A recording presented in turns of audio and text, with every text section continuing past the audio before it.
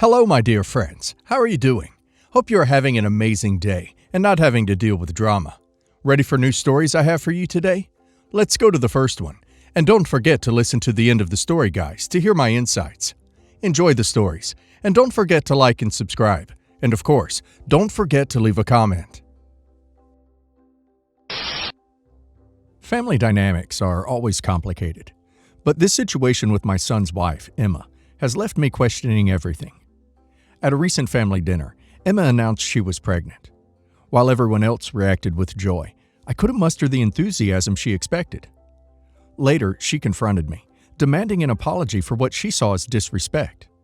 When I refused, things escalated, and now my son, Daniel, is furious with me, claiming I've disrespected his wife and broken the family apart. Here's the full story.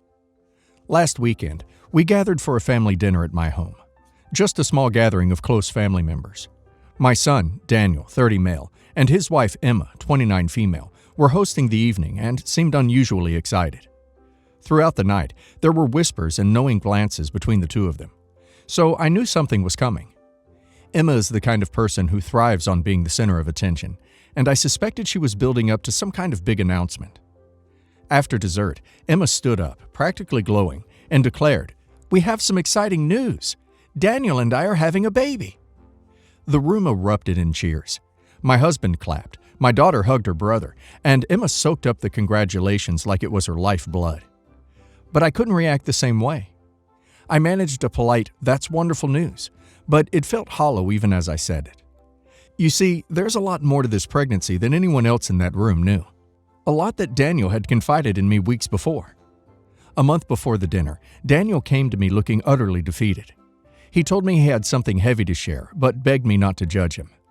Then he dropped the bombshell. Emma had cheated on him several months ago. I was stunned. Daniel is one of the kindest, most loyal people I know. He's always adored Emma, treating her like a queen. The idea that she would betray him was incomprehensible. But what shocked me even more was what came next. Emma was pregnant, and the baby wasn't his. He explained that Emma's infidelity happened with his best friend, Mark, a man who's been part of our family's life for years. Daniel found out about the affair when Emma tearfully confessed to him, claiming it was a one-time mistake that happened because she was vulnerable and struggling with Daniel's infertility. Yes, Daniel had been diagnosed as infertile 2 years ago, something that had been a devastating blow to him. But instead of being supportive, Emma apparently found solace in Mark. Despite the betrayal, Daniel told me he had forgiven Emma. He said he couldn't bear the thought of losing her, and since he couldn't have biological children of his own, he was willing to raise this baby as his own. He begged me not to tell anyone else, saying it was his choice and that he loved Emma too much to let her go. And he felt guilty for not being able to give her a child and make her a mother. I want to make one thing clear. I love my son, and I respect his right to make his own decisions. But this situation is incredibly difficult for me to accept. Emma didn't just betray Daniel. She betrayed our entire family. And Mark's involvement made it even more painful. This wasn't just a fling or a mistake. This was a calculated betrayal by two people who should have loved and respected my son. And while Daniel may have chosen to forgive her, Emma's behavior since then has made it nearly impossible for me to feel the same. According to Daniel, she's deflected responsibility for her actions, blaming her infidelity on his infertility and claiming she only sought comfort from Mark because she was grieving the idea of never having children. I've seen no sign of genuine remorse from her, only a smug sense of entitlement, as if Daniel's forgiveness erases what she did. When Emma announced her pregnancy at dinner, all these thoughts were swirling in my head. I couldn't pretend to be overjoyed when I knew the baby wasn't Daniel's, and when I was still grappling with her betrayal. I congratulated her politely, but I couldn't fake the kind of enthusiastic reaction she wanted. Emma noticed immediately. She's always been good at reading a room, and it didn't take long for her to zero in on me. I saw her shooting me dirty looks throughout the rest of the evening, but I hoped she would let it slide. Of course, she didn't.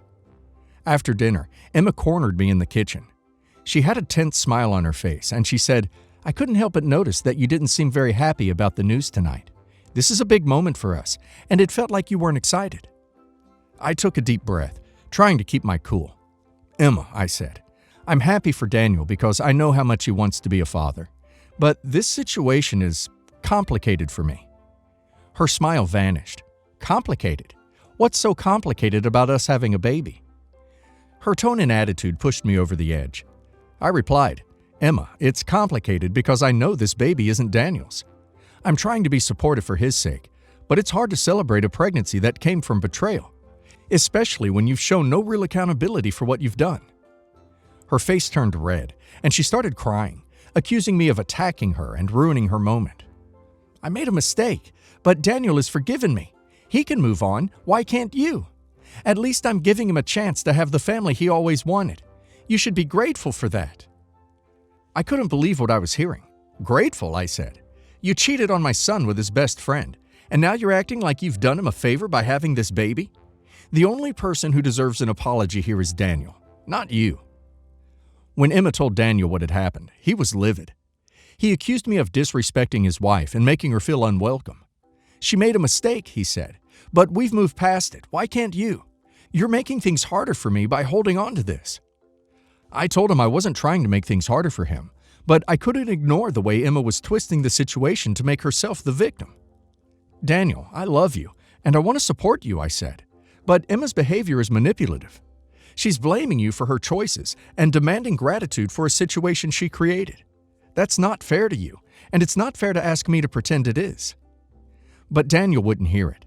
He told me I needed to apologize to Emma if I wanted to remain part of their lives. Since that night, Daniel and Emma have stopped speaking to me. I feel torn. I don't want to lose my relationship with my son, but I also can't bring myself to celebrate a situation that has caused so much pain. At the heart of this, I feel heartbroken for my son. He deserves so much better than this, but he's chosen to stay with Emma, and I have to respect that. Still, I can't ignore the fact that Emma hasn't shown true remorse and continues to blame Daniel for her actions. I'm stuck between wanting to support my son and staying true to my own values. So, Reddit, am I the a-hole for not being thrilled with my daughter-in-law's pregnancy announcement and refusing to apologize to her? Emma sounds manipulative and self-centered. She's trying to rewrite the narrative and make herself look like a hero for having this baby, even though the situation arose from betrayal. The fact that she's blaming OP's son for her infidelity is disgusting. OP's reaction was measured and honest. There's no way OP could genuinely celebrate this without compromising her own integrity. OP's son might not see it now, but OP is looking out for him in ways he can't see while he's stuck in this toxic dynamic. And now let's hear the community's opinion. Info. Has Emma ever genuinely apologized to your son for what she did? From your description, it seems like she's deflecting blame and acting entitled, which makes her demand for an apology even more absurd. If Daniel has forgiven her, that's his choice, but he can't force you to celebrate something that came out of such a painful betrayal. You're not the a-hole for standing your ground, but it might be worth having a deeper conversation with your son about why this situation is so difficult for you. Not the a-hole. Your son is in a tough spot emotionally, and I understand why he's trying to hold everything together. But Emma has crossed so many lines. Asking you to apologize because you weren't excited enough about this pregnancy, when she caused so much hurt, is beyond ridiculous. You're allowed to have boundaries and to process this situation in your own way. It sounds like Emma is trying to manipulate everyone into making her feel better about her actions, instead of owning up to them. I feel for you, OP. You're being put in an impossible situation where you're expected to smile and nod, while Emma spins her betrayal into something noble. Not the a-hole at all. Your son is blinded by his desperation to have a family, and unfortunately, it's making him accept things he shouldn't. He's angry at you because you're the only one who's not going along with Emma's narrative. Stand firm. He might not understand now, but one day he'll realize you were trying to protect him, not hurt him. Update. After weeks of tension, my son Daniel confronted me with an ultimatum. Apologize to Emma or risk losing him entirely. He told me he couldn't have a relationship with someone who couldn't respect his wife, and he felt I was making their lives harder by holding on to my feelings about the situation. Hearing him say that broke my heart. I've always loved my son deeply, and the thought of him cutting me out of his life was unbearable. I tried one last time to explain my perspective, that my issue wasn't with the baby, but with how Emma handled everything and her lack of accountability. But Daniel wouldn't budge. I realized I had to swallow my pride. Losing my son wasn't worth standing firm on this, so I called Emma and apologized. I told her I was sorry for making her feel unwelcome and promised to try harder to be supportive moving forward. She accepted my apology, though I could sense a smugness in her tone that made it hard to stomach. It wasn't easy, and it doesn't feel entirely fair, but I chose to be the bigger person for the sake of keeping my son in my life. I hope, over time, this decision will allow me to maintain a relationship with Daniel and his future family, even if it feels like a bitter pill to swallow right now. I, 28 male, recently got engaged to my fiancée, Ashley. My sister Bianca, 30, was also proposed to a month ago. She is planning her wedding for next June. Mine will likely be in July. Bianca always envisioned a big wedding, but our parents can't afford to contribute much. She and her fiancé are both teachers who make decent money, but not a ton, especially given their student loans. Meanwhile, Ashley's family has been very fortunate. Her parents founded a company years ago that makes them a lot of money. I don't know how much they have, but they are definitely multimillionaires while semi-retired. They are very excited for us and are being incredibly generous. They pretty much are giving us a blank check for whatever wedding we want. Bianca will likely need to keep hers to around 40 to 50 people. Our extended families plus her fiancés and some very close friends, mostly just wedding party. No kids, plus ones will be scarce. Ours will be much bigger. We're thinking around 150 people all in, with children welcome and plus ones for every adult who wants one. Bianca says I'm being an a-hole by getting married so soon after her and having a much more extravagant wedding, and is saying I'm rubbing it in and trying to one-up her. She thinks some relatives from out of town will just skip hers and go to mine since it will be bigger. She also implied I should contribute some money to hers, since I make a lot more than her and don't have to pay for my wedding at all. I feel bad they aren't in as good of a spot as us, but I'm not going to deny generosity just because she's not so lucky. I also thought her suggestion that I contribute to her wedding fund to be ridiculous, but I wanted some neutral opinions to see if I'm in the wrong. Not the a-hole. Your sister's being ridiculous. If your parents gave more money to one of you, yeah, she would be rightfully mad. But this is your fiancé's parents' money. She has no right to tell you how to do your wedding and then have the balls to ask you for money. Some people would already consider 50 guests a lot of people, and she should be happy she can afford that. Sometimes other people can afford more expensive things than you. That's life. Not the a-hole. Intimate weddings can be just as lovely as big celebrations. You both got engaged around the same time and are getting married around the same time. No one is going to negatively compare the two weddings, of the few who will even attend both of them. I understand she is jealous, but she should try not to guilt trip you into giving her money for her wedding. Couples have the wedding they want and can afford. Yours takes nothing away from hers. Not the a-hole. Her parents are providing her with what they can afford. How is your sister going to handle the desperate income levels for the rest of your lives? The reality is that your family will be able to afford a much higher standard of living, which means that your children will get stuff that your nieces and nephews won't get. This might include private school, lots of lessons, vacations to fun places, and parties. My 35 male son is 6 and has always been a picky eater. He's been especially hard since we're on food stamps, and half our food comes from the food pantry. For the last 2 months, my sister-in-law's been looking after him 3 afternoons a week, and I'm so grateful, especially with how things are getting so expensive now. So saving a bit on childcare means so much to me, and she feeds him, which helps too. The thing is, sister-in-law is very well off and cooks quite extravagantly. We can't even afford the brand name mac and cheese, but at Aunt Gigi's, they'll have homemade mac and cheese with a 4-cheese mix. When I serve him the box stuff, he wants pecorino sprinkled on top. I've never even tasted pecorino. My son used to love hot dogs, but now he's used real sausages. Tuna sandwiches were a go-to, but now he wants fresh fish. It's like this every meal, where I have to explain to him that we can't afford better food, and he barely eats now. I can't get more than a few spoonfuls in him. When I drop him off, he runs to the kitchen where sister-in-law's prepared a snack tray. If I'm early when picking him up, I see he's chowing down on dinner, and I see him often licking the plate, so I know he's hungry. The other day, he was talking about the broccoli soup they had. I thought that might be something I could make, so I asked sister-in-law for the recipe and made it for him. He ate 3 bowls for lunch and polished off the rest for dinner, and parents would be happy seeing their kid eat a whole head of broccoli. But that cost me $12 worth of ingredients, a quarter of our weekly budget on soup. I've never cried so hard in my life. I can't even afford to make soup for my son. The other day we were at my mom's, brother, sister-in-law, mom, and me. I told sister-in-law that I'm grateful, but asked if she could cook less extravagantly. I suggested pasta with just a jar of sauce. She said she didn't want to cook separately for my son, that they'd have to eat this too. I was taken aback a bit and asked her what she meant by, "we'd have to eat this too," her exact words. It felt like she was saying they're too good for pasta with sauce. And that's basically her answer, that she didn't want to eat that. I tried to explain my situation, how it's so much harder getting my son to eat now, but my mom cut me off and we started talking about something else. Later, my mom told me I should apologize to sister-in-law that I was being an ungrateful a-hole to her. But I don't think I am. I'm grateful, but she's made it so much harder for me to feed my son. So am I really in the wrong here?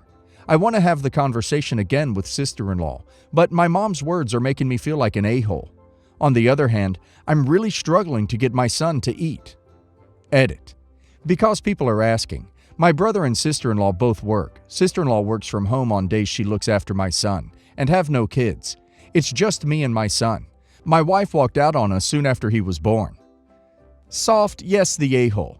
Your son has a chance to get to try different food that you can't provide. You should be glad he can. I get that it's harder for you after because he wants to eat fancy stuff, but he is 6. He should be able to understand that he can't always get what he wants. Time to do some parenting. No a-holes. I do think you are in the wrong here, but you are far from an a-hole. You are a struggling parent and you're trying your best. Look, your sister-in-law isn't an a-hole in any way. She is looking after your child for free and doing a very good job at it to help you out. She is feeding him lovely homemade meals that your son enjoys a lot. Healthy meals too, according to what you described. Again, I don't think you are an ungrateful a-hole for not appreciating this, not in context. If you weren't struggling to bring food to your table, then yes, you would be an a-hole. You are putting the focus where it doesn't go though. I understand you cannot afford the kind of food she buys and cooks, but the truth is, that food is 1,000 times better for your child. It's not about the taste, but the nutritional value. Homemade mac and cheese is worlds apart from instant or packed mac and cheese. Sausages are 1,000 times better than hot dogs. Though having sausages every day isn't that healthy in the long run, of course. You should be glad that your son gets access to such rich, nutritious food, even if it's only 3 times a week, and that he likes it. Also, your son doesn't sound like a picky eater to me. A picky eater that likes fresh fish, broccoli soup, and pepperoni? Definitely not. It just sounds like he prefers the taste of the real thing. That's not being picky. That is just having taste buds. You're not an a-hole because you are too focused on the fact your son isn't eating much at home, and you want to fix that. But I'm afraid that expecting him to substitute on a lesser diet isn't the way. Not your fault, but it isn't the way. And expecting your sister-in-law to either cook separately for him or settle for a lesser diet for herself and her family is kind of a-hole territory. It's not that she's too good for pasta and sauce. It's that she can afford to eat differently and wants to do that, and share that with your son out of sheer kindness. I think what you can do is ask her for cooking tips that you can implement at home without spending much. Maybe ask what spices or fixes she uses for her dishes, and if there is a way to incorporate those into what you make. Ask if there are maybe richer and more filling dishes your son enjoys, so that he can be done after 1 serving, instead of 3, and you can freeze the rest. Just brainstorm ideas. I sincerely hope your financial situation improves, and that your entire family can enjoy lovely meals together. So, to set the scene, I was with my ex for 10 years, helped raise his 2 children, and we had a son together. For the 10 years, I had a great relationship with my mother-in-law. When our son was 2 years old, my husband left me for another woman. From that day, my mother-in-law completely cut contact with me. I was devastated. Although I had primary custody of my son, his dad and I always were amicable. My son only had regular contact with his grandmother whilst at his dad's. I tried to reach out many times to my mother-in-law, but no response. For 7 years, she never contacted my son on his birthday, unless he was at his dad's. For 10 years, whilst with my ex, I heard her preach about the importance of maintaining a relationship with my stepkid's mom for the sake of the kids. Even though she was a D-addict, awful woman, yet I was hardworking and provided a stable, loving home for my family. These days, my ex and I have a great relationship, along with his partner, the other woman. We co-parent amazingly, which works wonderful for all of us, including our son. I got a call from my ex-mother-in-law wanting to see my son for Christmas. I was surprised, yet happy she was making an effort. I invited her to lunch and all went well. She made slight digs at my ex, but I brushed it off. Little did I know at the time, my ex had stopped speaking to her due to her behavior towards him and his partner. I saw her with my son a few more times. She would speak bad of his dad and his partner and drop the "he should have stayed with you" card. Then, she had the audacity to tell me he and his partner mistreat my son. I didn't believe this. He is the most amazing dad, and she, the best stepmom. I realized my mother-in-law was trying to draw me into the same narcissistic, manipulative behavior she had with my ex. I have strong family values, and grandparent relationships are so important. The next time we spoke, she disrespected my ex and his partner for being crappy, aggressive, selfish parents, and I need to get back together with her son to sort him out. I called her out. I would not tolerate her disrespectful remarks, and that we have a great co-parenting relationship that will never change. Our son comes first. Then she dropped the clincher, that I am just as bad. I am selfish for keeping her grandson away from her and not making an effort to get back together with her son. I hurt my stepkids for the 10 years we were together. Complete lie, and of course never came up over the previous 17 years. And that I was an awful parent who cared more about myself and my work than my family. What the hell? I told her to duck off, lose my number, and never contact me again, as I will never allow my son to be exposed to such toxicity and manipulation. I am proud for standing up for myself, but have a pang of guilt at the same time. Am I the a-hole for possibly ruining a grandparent-grandson relationship? Not the a-hole. There was hardly a relationship in the first place, and I honestly think that if you let her be around your son, that she would probably try to manipulate him into thinking his father and stepmother are aggressive toward him, or that you are aggressive toward him, and try to get him away from you, from the way you said yourself that she tried to make you think that your ex-husband and his wife were bad people, and then blew up when you didn't agree with her. I would definitely go low contact or no contact with her, and not let her be alone or unsupervised around your son, in case she gets even more crazy and tries to do something. What relationship? Do you really want your son to hear how his grandparents are a-holes when grandma didn't get what she wants from them?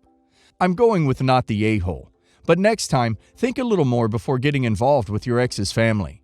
You didn't find it weird that after 7 years, she just contacted you out of the blue to see your kid. You didn't think about asking your ex what was up with his mother contacting you to see your child? If you two have such a great co-parenting relationship, that's the first thing you should have done. I started a new relationship soon after my separation with ex-wife, now happily divorced.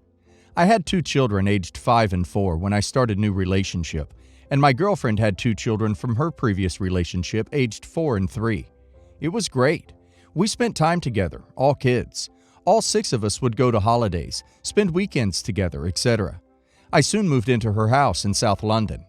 In a few years, my ex stole the children and left with someone else to another country where they still are. So I left living in UK, working in London, and living together with my new girlfriend and her 2 children.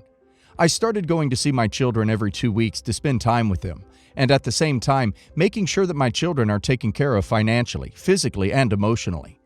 Now my children are 17 and 16, and my girlfriend's kids are 16 and 15. Over the last 7 years or so, my salary got to the point where I was able to save money for each child in a savings account for them, so that when they all turn 18, I can give them about £8,500 that was saved for them. Over the last 5 years, though, my girlfriend's children been treating me extremely horribly. Hormones, their own father being a jerk, stress at school, who knows. My girlfriend gave up on trying to tell them not to treat me this way some time ago. So my relationship with her children is quite cold at the moment, and has been like that for about 5 years. While this is all happening, my contribution to the household is about 6 times more than my girlfriend, and it seems that I am the only one who is paying for stuff. House repairs, holidays, bills, etc. So all financial pressure is on me. All this while supporting everyone financially and spending money on traveling to see my kids every 3 weeks now to spend time with them. Throughout my life with my girlfriend, I always participated in my stepkids' school activities, theater plays, sports, travels, homework, etc. and always looking for a way to create a better relationship with them. I've tried many times to solve this problem, but I don't see this happening without my girlfriend's help, and she is not interested in that. While this is happening, I continued to save about £100 per month per child, so there is a sizable sum there now for each one of them. A few weeks ago, I told my girlfriend that I am not going to give her children anything that I saved for them, which started a huge row with her, saying that I only look after my kids and that I never cared for hers to begin with. Many horrible things were said from both sides, and I'm not going to pretend that I kept cool. But I stood my ground and told her that I didn't appreciate their behavior, words, and actions warranted me treating them like they deserved it. I think that if my kids were treating me like they treat me, I wouldn't give them anything either. But she doesn't believe me. Am I really that horrible to cut them off for being horrible to me for years? Not the a-hole.